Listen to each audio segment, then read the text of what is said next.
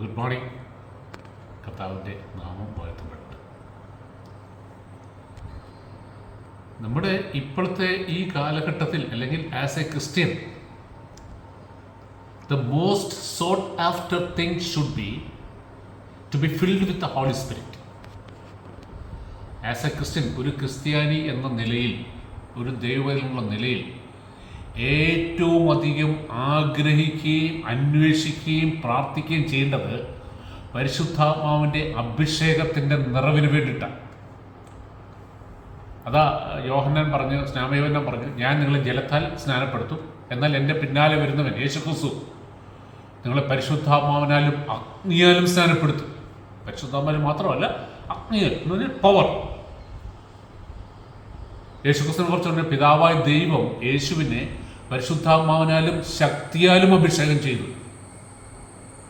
God has anointed him with the Holy Spirit and power. അപ്പോൾ ഈ പരിശുദ്ധാത്മാവിൻ്റെ ശക്തിയുടെ അഭിഷേകം അല്ലെങ്കിൽ fire of the Holy Spirit, ഇതൊരു പെന്തിക്കോസ്റ്റൽ ലാംഗ്വേജ് അല്ല കേട്ടോ. കർത്താവായ യേശുക്രിസ്തുവിൻ്റെ വാമൊഴിയായിട്ട് ബൈബിളിൽ പറഞ്ഞേക്കുന്ന കാര്യം സ്നാപയോഹന്നാൻ വിളിച്ചു പറഞ്ഞ കാര്യമാണ്. യേശുക്രിസ്തു എൻ്റെ ദാഹിക്കുന്ന ഏവരും എൻ്റെ അടുക്കൽ വരട്ടെ, വിശ്വസിക്കുന്ന ഉള്ളിൽ നിന്ന് ജീവജലത്തിൻ്റെ നദികൾ ഒഴുകും. എന്നിട്ട് അതിൻ്റെ താഴെ പറയാം, തങ്ങൾ സ്വീകരിക്കാനിരിക്കുന്ന പരിശുദ്ധാത്മാവിനെ കുറിച്ചാണ് പറഞ്ഞത്, അല്ലെങ്കിൽ പരിശുദ്ധാത്മാവിൻ്റെ ശക്തിയെക്കുറിച്ചാണ് ഈ പറഞ്ഞത്. പെന്തക്കോസ്ത് ദിനത്തിൽ അവരോട് കർത്താവ് പറഞ്ഞു, നിങ്ങൾ ജെറുസലേം വിട്ടു പോകരുത്, കാരണം ഉയരത്തിൽ നിന്ന് ശക്തി ധരിക്കണം, പരിശുദ്ധാത്മാവിന് ശക്തി ധരിക്കണം. അവരെല്ലാം അത് കേട്ടു, വെയിറ്റ് ചെയ്യും. നമ്മളോ പരിശുദ്ധാത്മാവിൻ്റെ അഭിഷേകം എന്താണെന്നോ ശക്തി എന്താണെന്നോ വേണ്ട വിധം അന്വേഷിച്ചിട്ടുണ്ട് ഇന്ന് വരെ. എത്ര വർഷമായി.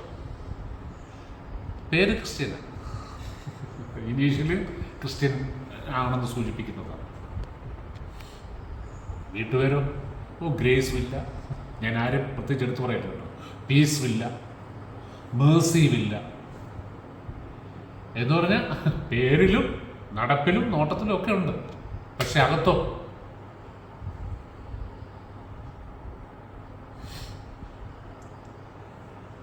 എന്തുകൊണ്ടാണ് ഈ പരിശുദ്ധാത്മാവിൻ്റെ അഭിഷേകം ഇത്രയും വർഷമായിട്ടും നമുക്ക് ലഭിക്കാത്തത് ചിന്തിച്ചിട്ടുണ്ടോ? ഒന്ന്, നമ്മുടെ ഇഗ്നോറൻസ്, നമ്മുടെ അറിവില്ലായ്മ. നമുക്കത് വേണ്ട വിധം ടീച്ച് ചെയ്തിട്ടില്ല. ആരാ ടീച്ച് ചെയ്യുന്നത്? ഉത്തരവാദിത്തപ്പെട്ടവർ. അപ്പോൾ ഉത്തരവാദിത്തപ്പെട്ട് ടീച്ച് ചെയ്യുന്നില്ലെങ്കിൽ നമുക്ക് അതിനെക്കുറിച്ച് വല്ല സങ്കടമുണ്ടോ? ക്യാഷ്. നമ്മുടെ കുഞ്ഞുങ്ങളെ സ്കൂളിൽ അയച്ചു, അവിടെ മാത്സ് പഠിപ്പിക്കുന്നേ ഇല്ല, അല്ലെങ്കിൽ വെറും ബേസിക്സ് മാത്രം, അഡീഷനും അല്ലെങ്കിൽ മൾട്ടിപ്ലിക്കേഷൻ മാത്രം പഠിപ്പിച്ചുള്ളൂ, ബാക്കിയൊന്നും പഠിപ്പിച്ചിട്ടില്ല. നമുക്ക് പ്രശ്നമുണ്ടോ? അത് നമ്മൾ ക്യാഷായിട്ട് എടുക്കും. എപ്പോൾ സ്കൂള് പൊട്ടിച്ചെന്ന് ചോദിച്ചാൽ മതി. പക്ഷേ സ്പിരിച്വൽ സൈഡിലോ നമുക്കൊരു കംപ്ലയിൻസും ഇല്ല. നമ്മുടെ കംപ്ലയിൻസ് എല്ലാം എന്തിനാ? അഡ്മിനിസ്ട്രേറ്റീവ് സൈഡിൽ ആരുടെ പക്ഷം നിൽക്കണം, ഇന്ന ആളുടെ പക്ഷം, അല്ലെ ആ ആളുടെ പക്ഷം, അല്ലെ ഈ ലീഡറിൻ്റെ കൂടെ. അതിനപ്പുറത്തോട്ടോ പരിശുദ്ധാത്മാവ് എന്താണ്, പരിശുദ്ധാത്മാവിൻ്റെ അഭിഷേകം എന്തിനു വേണ്ടിയിട്ടാണെന്നോ, എന്തുകൊണ്ടാണ് അതിനെക്കുറിച്ച് ഞങ്ങൾക്ക് ബോധ്യം തരാത്തതെന്നോ, അതിനുവേണ്ടി പ്രാർത്ഥിക്കാൻ പഠിപ്പിക്കാത്ത എന്താണെന്നോ, അല്ലെങ്കിൽ അങ്ങനെ പ്രേരിപ്പിക്കാത്ത എന്താണെന്നോ ആർക്കെങ്കിലും പ്രശ്നം?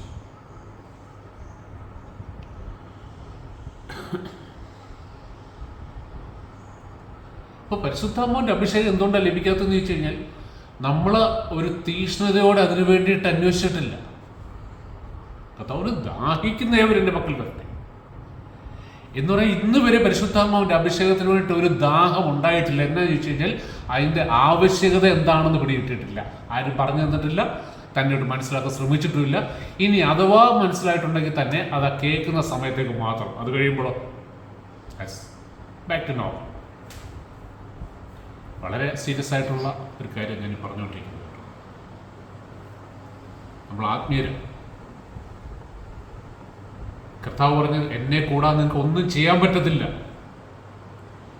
യേശുക്രിസ്തു ഭൂമിയിലായിരുന്നപ്പം ദൈവം യേശുവിനെ പരിശുദ്ധാത്മാവിനാലും ശക്തിയാലും അഭിഷേകം ചെയ്തു. ഓർത്തോണം, യേശു ദൈവപുത്രനാണ്.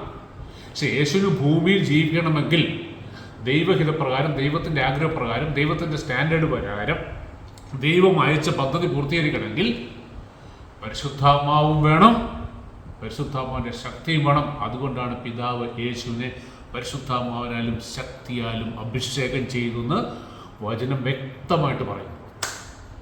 ആർക്ക് വേണ്ടിയിട്ട്?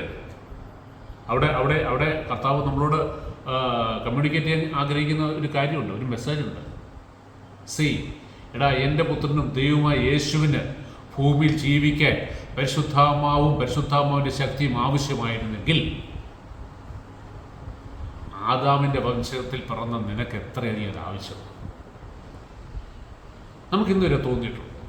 അതിൻ്റെ ഒരു കുറവുണ്ടെന്ന് നമ്മൾ നമുക്ക് മറ്റെന്തെല്ലാം കാര്യങ്ങൾ ചെയ്യാൻ കിടക്കുക, ഈ ലോകത്തിൽ എന്തെല്ലാം വെട്ടിപ്പിടിക്കാൻ കിടക്കുക, എന്തെല്ലാം ലക്ഷ്യങ്ങൾ അച്ചീവ് എഴുതി വെച്ചിരിക്കുക. ഓരോ ലക്ഷ്യങ്ങൾ, ഞാൻ ഇത്ര വർഷം ഞാൻ ഇന്നതാവും, അതിൻ്റെ അടുത്ത വർഷം ഞാൻ ഇന്ന മാനേജർ ലെവലിൽ ചെല്ലും, അതിൻ്റെ അടുത്ത വർഷം ഞാൻ അതിൻ്റെ ടോപ്പ് ലെവലിൽ ചെല്ലും, സോണൽ മാനേജർ, ഏരിയ മാനേജർ, അങ്ങനെ അങ്ങനെ അങ്ങനെ നമുക്കെല്ലാം ലക്ഷ്യങ്ങളുണ്ട്. എന്നാൽ പരിശുദ്ധാത്മാവിൻ്റെ അഭിഷേകം പ്രാപിച്ചിട്ടേ ഉള്ളിൽ ബാക്കി കാര്യം തീരുമാനിക്കുന്ന എത്ര പേരുണ്ട്. അപ്പോൾ ഇതിനെക്കുറിച്ച് വേണ്ട വിധം നമ്മൾ ഇമ്പോർട്ടൻസ് കൊടുത്തിട്ടില്ല. കാരണം അത് ഈ ബന്ധുക്കോസുകാർ പറയുന്ന, അല്ലെങ്കിൽ എന്താ പറയുക, ഒരു ഗതിയും പരഗതിയും ഇല്ലാത്ത ആൾക്കാർ. നമുക്കിപ്പോൾ അതിൻ്റെ ആവശ്യമില്ല, നമുക്ക് അത്യാവശ്യം കാര്യങ്ങളെല്ലാം ഉണ്ട്. ഇനിയിപ്പോൾ പരിശുദ്ധാത്മാവിൻ്റെ അഭിഷേകത്തിൽ ഇപ്പം എന്ത് കുറവ് പറ്റാൻ ഞങ്ങൾ കുഴപ്പമില്ല, ജീവിക്കാം. ബാക്കി അടുത്ത എപ്പിസോഡ് കർത്താവ്.